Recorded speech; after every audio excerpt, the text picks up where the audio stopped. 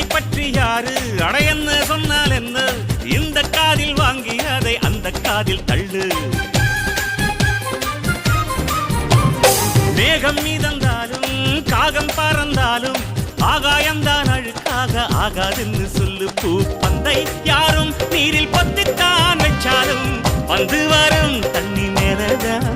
ஆட உன்னை யாரும் ஓரம் கட்டித்தான் வச்சாலும் தம்பி வாடா வந்து போடத்தான்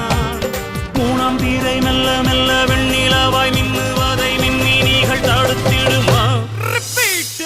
சக்தி எல்லாம் ஒன்று சேர்ந்தாரே